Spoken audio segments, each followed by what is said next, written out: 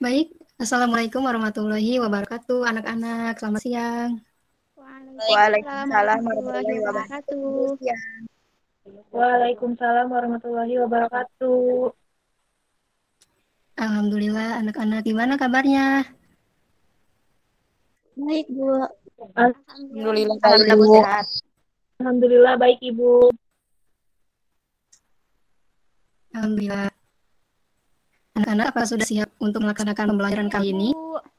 Siap, Siap Bu. Ibu.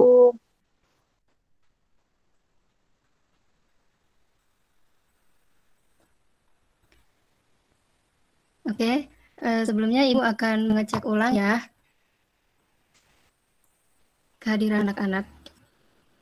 Yang Ibu panggil namanya boleh angkat tangan atau raise hand, atau boleh menyalakan mikrofonnya ya. Untuk anak-anak yang mendukung, silakan on kamera ya. Oke, yang pertama, Depi Agus Riani, apakah ada? Hadir, Bu. Baik. Selanjutnya, Dewi Sulastri, apakah hadir di sini? Hadir, Bu. Baik. Ya, terima kasih. Yang selanjutnya, Siti Nurfadila, apakah ada? Siti Nurfadila. Belum Sepertinya masuk, Bu. Siti Nurfadila sedang terkendala sinyal ya. Sofa Marwati, apakah ada? Hadir, Bu.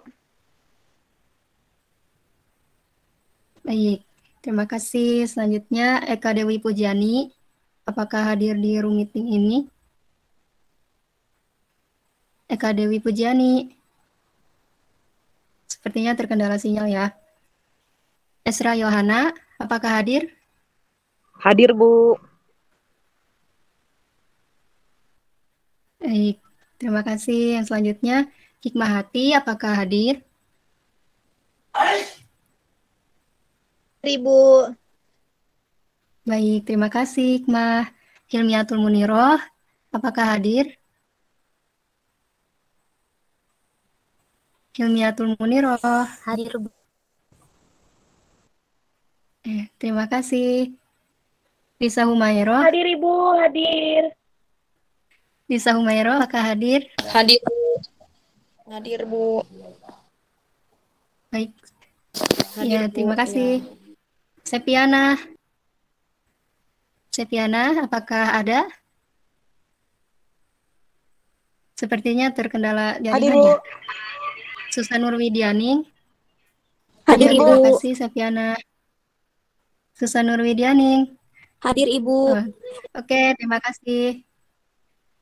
Siti Jumiana, apakah hadir? Baik, terima kasih. Untuk anak-anak yang namanya belum Ibu panggil, boleh raise hand saja ya. Baik, anak-anak, sebelum kita memulai pembelajaran pada siang ini, marilah kita membaca doa terlebih dahulu. Apakah ada yang ingin memimpin doa untuk kegiatan pembelajaran hari ini? Aku, Bu. Baik, Sofa, terima kasih. Silahkan. Untuk memulai pembelajaran hari ini, marilah kita sama-sama berdoa. Berdoa dalam hati menurut keyakinan dan kepercayaannya masing-masing dimulai.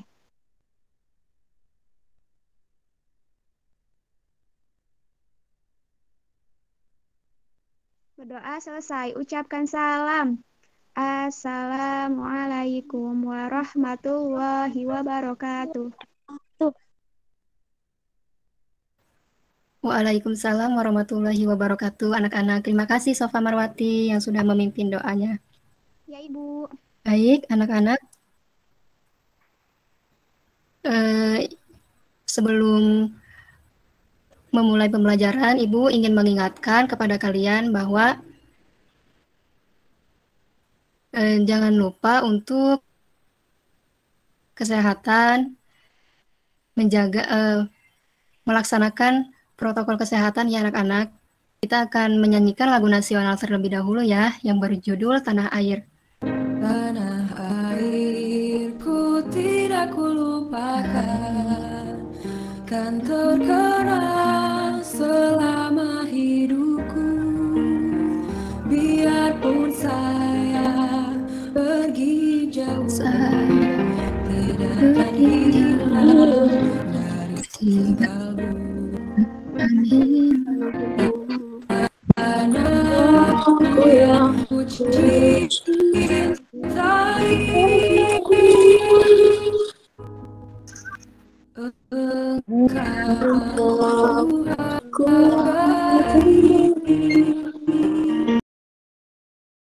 Sebelum membahas lebih jauh, Ibu ingin bertanya kepada kalian, apakah kalian tahu bahwa kalor atau panas itu dapat berpindah?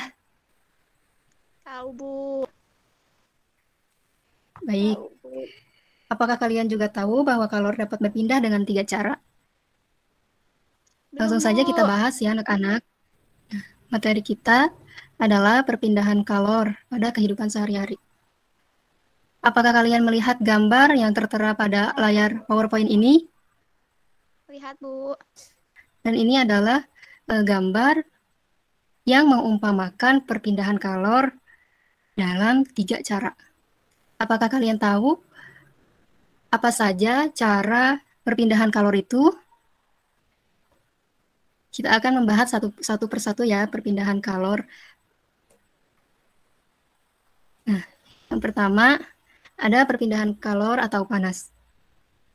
Siapa di sini yang pernah membantu ibunya untuk memasak sayur? Sofa, Bu.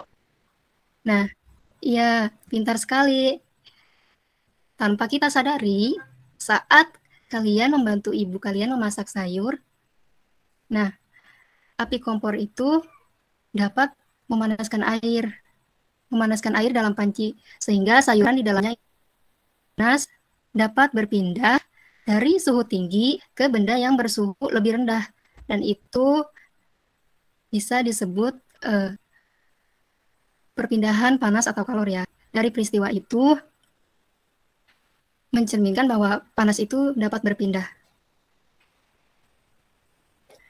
Dalam perpindahan panas atau kalor terdapat 3 cara. Yang pertama adalah perpindahan kalor atau panas secara konduksi, yang kedua perpindahan kalor secara konveksi, dan yang ketiga perpindahan kalor secara radiasi. Mohon maaf. Yang pertama yaitu perpindahan kalor secara konduksi. Silakan kalian baca teks yang ada di sini. Ibu beri waktu ya. Nah, sudah membacanya? Sudah, Ibu. Baik, Ibu akan menjelaskan perpindahan kalor secara konduksi ya. Perpindahan kalor secara konduksi ini merupakan perpindahan kalor tanpa zat perantaranya. Jadi, perpindahan kalor secara konduksi itu hanya kalornya saja yang berpindah dan zat perantaranya itu tetap di situ. Bisa dimengerti anak-anak? Bisa, Bu. Bisa, Bu. Baik. Saat kalian membuat teh dan memegang salah satu ujung sendok tersebut yang dimasukkan ke dalam air panas, nah lama-kelamaan ujung sendok ini yang kalian pegang akan merasakan panas. Ini adalah peristiwa perpindahan kalor secara konduksi ya. Saat kita memasak, menggoreng tempe, nah ujung spatula tersebut yang kita pegang akan merasakan panas walaupun ujungnya tidak bersentuhan dengan api kompor. Selain itu, setrika listrik juga menggunakan prinsip perpindahan panas secara konduksi ya. Jadi, panas tersebut diakibatkan oleh listrik dan merambat sehingga memenuhi alas besi setrika yang tebal. Kalian dapat bereksperimen juga ya menyelidiki perpindahan panas secara konduksi ini. Ini adalah perpindahan kalor secara konveksi. Yang kedua, perpindahan kalor adalah secara konveksi.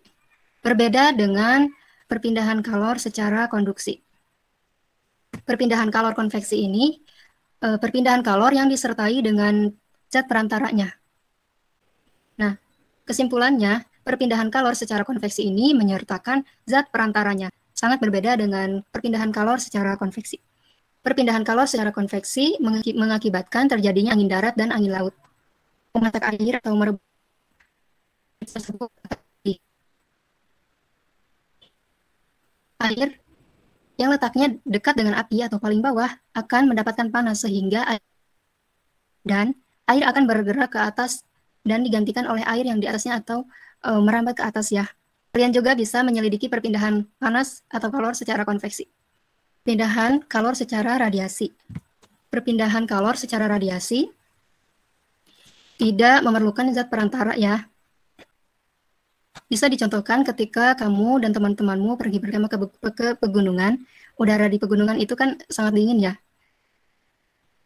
Untuk menghangatkan badan, kalian perlu membuat api unggun. Nah, saat kita membuat api unggun, panas dari api tersebut dapat sampai ke tubuhmu tanpa melalui zat perantara dan membuat tubuh akan merasa hangat. Perpindahan kalor secara radiasi juga terjadi pada saat kita memakai baju hitam pada siang hari. Kalian pasti pernah memakai baju hitam pada siang hari dan akan badan kita itu terasa panas. Nah, hal tersebut disebabkan warna hitam merupakan penyerap kalor radiasi yang paling baik. Hal tersebut karena pakaian yang berwarna hitam itu akan menyerap kalori yang keluarkan tubuh, sehingga badan kita itu saat memakai baju berwarna hitam akan merasakan panas atau gerah. Kalian juga bisa menyelidiki percobaan perpindahan kalor secara radiasi. Nanti penyelidikan ini dapat di LKPD. Nanti kalian bisa melakukannya di rumah. Iya, Bu. Saat kita menyetrika, setrika yang panas bersentuhan dengan kain yang disetrika.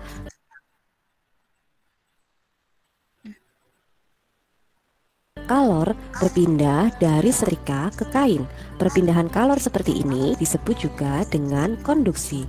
Nah, bagaimanakah proses perpindahan kalor secara konduksi itu?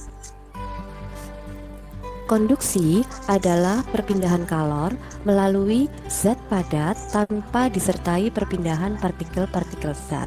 Sebatang logam yang dipanaskan pada salah satu ujungnya, sedang ujung yang lain kita pegang, maka akan terasa panas karena kalor berpindah dari ujung yang dipanaskan ke ujung yang kita pegang. Perpindahan kalor secara konduksi terjadi karena partikel pada ujung yang dipanaskan bergetar lebih cepat, sehingga dapat menabrak partikel di depannya dan memberikan energi sebagian. Akibatnya, partikel yang tertabrak bergetar lebih cepat dan menabrak partikel di depannya lagi. Kejadian ini terus-menerus terjadi selama zat padat tersebut dipanaskan. Berdasarkan daya hantar panas, zat dapat dikelompokkan menjadi dua, yaitu konduktor dan isolator. Proses ini disebut juga dengan konveksi. Pola aliran air membentuk arus konveksi. Konveksi atau aliran adalah perpindahan kalor yang disertai perpindahan partikel-partikel zat. Perpindahan kalor secara konveksi dapat terjadi pada zat cair dan juga zat gas. Perpindahan kalor yang diikuti oleh perpindahan partikel-partikel zat ini disebut juga dengan konveksi atau aliran. Peristiwa konveksi kalor melalui penghantar gas sama dengan konveksi kalor melalui penghantar air. Kegiatan tersebut juga dapat digunakan untuk menjelaskan prinsip terjadinya angin darat dan juga angin laut, dan juga pada lemari es. Adalah perpindahan kalor tanpa melalui zat perantara. Contohnya adalah panas matahari yang sampai ke bumi, panas api unggun sampai pada orang yang berdiam di sekitarnya. Yang pertama, Ibu ingin bertanya, apakah panas atau kalor itu dapat berpindah? Silahkan yang mengetahui jawabannya, dinyalakan mikrofonnya. Bisa, Bu. Nah, apa saja, Lisa? Iya, Sofa, apa saja anak-anak? Pertama, Konveksi, yang kedua, konveksi, yang ketiga,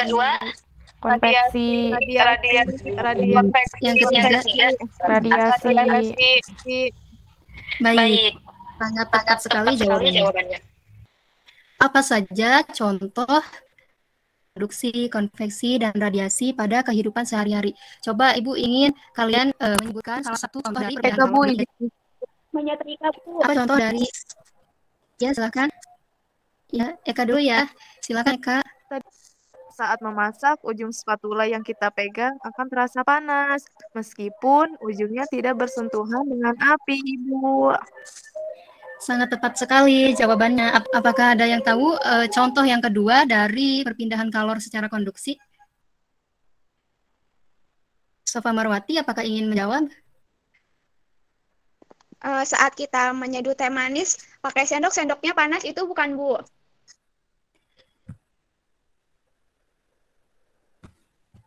Iya, tepat sekali. Coba Ibu ingin bertanya mengenai perpindahan kalor secara konveksi. Apakah ada yang bisa mencontohkan? Saya, Bu. Silakan Esra. Ya, angin darat dan angin laut, Bu. Pintar sekali. Terima kasih atas jawabannya. Yang terakhir, contoh perpindahan kalor secara radiasi. Ibu Eka izin menjawab lagi, Ibu. Silakan Eka. Iya, contoh dari radiasi itu pada siang hari saat menggunakan baju hitam akan terasa panas, Bu. Sangat tepat sekali Eka. Terima kasih kembali. Baik, anak-anak. Setelah kalian mengamati tayangan PowerPoint dan tayangan video, Ibu ingin kalian salah satu dari kalian membacakan kesimpulan mengenai materi kita pada hari ini, yaitu perpindahan kalor secara konduksi, konveksi, dan radiasi pada kehidupan sehari-hari. Silakan yang berkenan. Siapa Eka, di sini yang Ibu. ingin? Silakan Eka.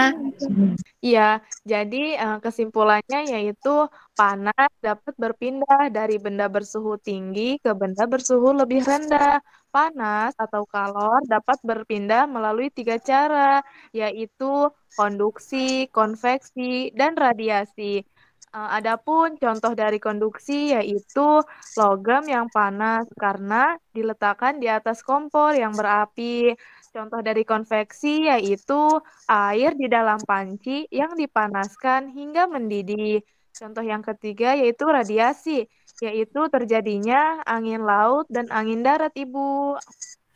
Baik, sangat tepat sekali Eka. Terima kasih. Anak-anak, selanjutnya Ibu akan membagikan kalian secara berkelompok ya. Di sini Ibu akan membagi kalian secara 2 kelompok saja. Nanti Ibu akan kirim di grup WA kita ya anak-anak. Ibu ingin kalian menjawab gambar ini sesuai dengan perpindahan kalornya ya. Nanti setiap kelompok ada perwakilannya atau bergantian menjawab, menyebutkan termasuk perpindahan kalor yang mana dalam 3 cara perpindahan kalor yang tadi Ibu sebutkan ya. Baik, untuk kelompok pertama, gambar yang Ibu tunjuk ini termasuk perpindahan kalor apa ya? Konduksi, Silakan, Ibu. Bentar. Contoh dari konduksi. Yang ini, yang lainnya silakan jawab. Untuk gambar yang Ibu tunjuk ini termasuk perpindahan kalor dengan cara apa ya? Kelompok 1, yang lainnya? Konduksi, Bu. Ini adalah termasuk perpindahan kalor secara konveksi ya. Kelompok 2, mungkin Ibu tunjuk saja ya, Sofa Marwati, apakah ini termasuk konveksi, konduksi, atau radiasi? Termasuk, Bu, gambar itu konduksi, Bu. Ya, baik, sangat tepat. Selanjutnya, yang lainnya silakan, ini termasuk kalor dengan cara apa? Yang mana, Bu, gambarnya? Itu secara konveksi, Bu. Tepat. Kalau ini sudah jelas ya di sini. Radiasi, Bu. Ya, itu radiasi. Pintar sekali. Terima kasih anak-anak Ibu. Ibu ingin kalian membuat laporan tentang peristiwa apa saja mengenai cara perpindahan kalor secara konduksi, konveksi, dan radiasi dalam LKPD. Nanti Ibu akan share LKPD-nya ya. Selanjutnya, kesimpulan pada pembelajaran kali ini bahwa kalor itu dapat berpindah ya anak-anak dari suhu yang lebih tinggi menuju suhu yang lebih rendah. Nah, ada 3 cara perpindahan kalor itu secara konduksi, konveksi, dan radiasi. secara konduksi, yaitu perpindahan kalor yang tanpa memindahkan zat perantaranya. Jadi hanya energinya saja yang berpindah. Berbeda dengan konduksi, kalau konveksi itu perpindahan kalor yang disertai dengan zat perantaranya. Sedangkan perpindahan kalor secara radiasi, ia tidak memerlukan zat perantaranya. Baik anak-anak, di ujung acara kegiatan pembelajaran ya anak-anak, Ibu ingin kalian selalu semangat dalam melaksanakan kegiatan pembelajaran untuk menata masa depan yang cerah di kelak masa depan nanti. Kalian selalu semangat, rajin-rajin membaca ya anak-anak. Baik anak-anak, sekian saja kegiatan pembelajaran pada hari ini. Mohon maaf jika ada kekurangan dalam penyampaian materi yang Ibu sampaikan. Siapa yang di sini yang ingin memimpin doa untuk menutup kegiatan pembelajaran pada hari ini? Apakah ada? Ibu. Silakan Safa. Baiklah teman-teman, untuk mengakhiri pembelajaran hari ini, marilah kita sama-sama berdoa. Berdoa di dalam hati mulai.